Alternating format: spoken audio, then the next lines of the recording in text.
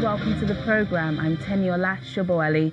We begin in Ethiopia, where prominent human rights lawyer Mihaza Ashinafi has been elected as the first woman to head the country's federal Supreme Court. Her name was put forward by Prime Minister Abiy Ahmed, and MPs unanimously approved the appointment. It's the latest in a series of appointments in Ethiopia that has seen the promotion of women to top jobs. Last week, Sahle-Work Zewde became the country's first president.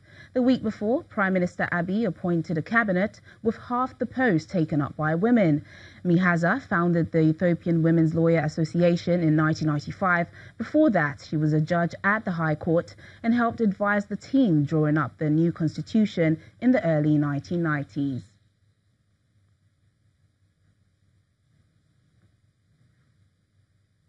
Meanwhile, Prime Minister Abiy Ahmed is calling on Ethiopians living abroad to help build the nation and bring new ideas to the country. Mr. Abiy Ahmed, who has implemented a series of reforms, was addressing Ethiopians at a stadium in the German city of Frankfurt on the final stage of his European tour. Earlier this week, he met with French and German leaders in Paris and Berlin. He also made a pitch for investment in Ethiopia at a G20 Africa gathering. Since he became Prime Minister in April, he has also visited the US seeking investors.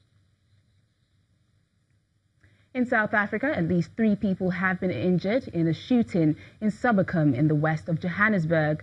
Officials say 2 of them were injured while trying to escape from what's believed to be a hostage situation at the church. Rescue officials say the injured have been taken to the hospital.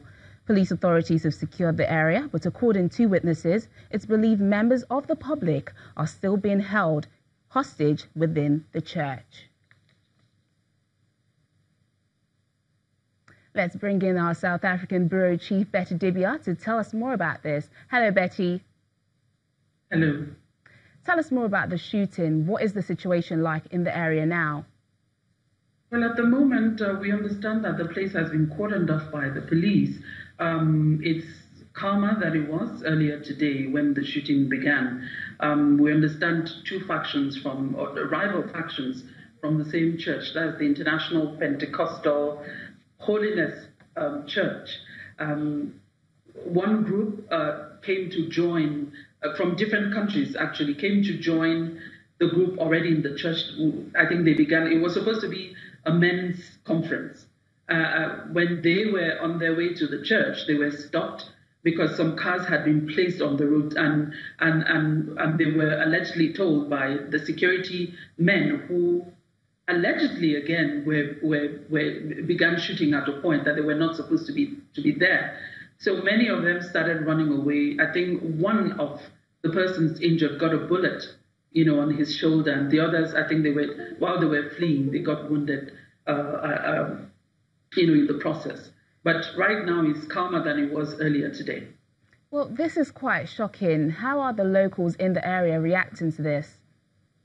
Well, it's not every day you want to see bullets and stones flying, but people around the area are quite shaken. Some of them have given some of the details that I just talked to you about, what they saw happening. But what's at the bottom of what happened, a lot of people don't know. There's a lot of speculation, and the police is looking into that.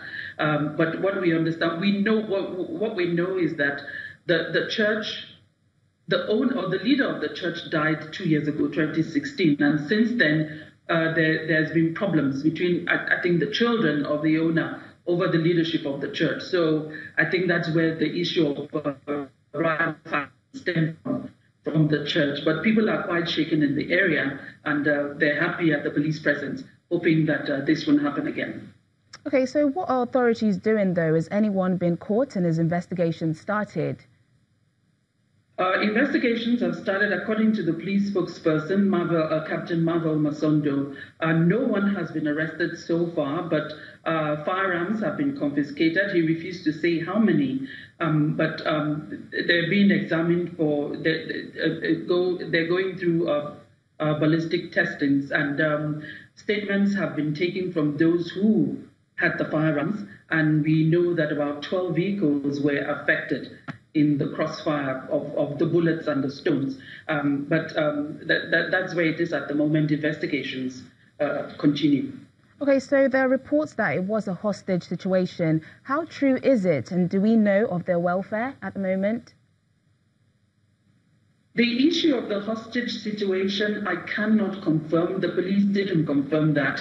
We're not quite sure. At a point, I thought probably they were mixing that up with a situation that happened in Cape Town a few days back, last week, when another church had a robbery incident. But there were stories about a hostage situation, which the police dispelled, saying that there was a robbery, but there was no hostage situation. But there's no confirmation. But what we know is that there are people worshipping in the church at the moment. Betty Divya, thanks for giving us an update on that story. Thank you so much.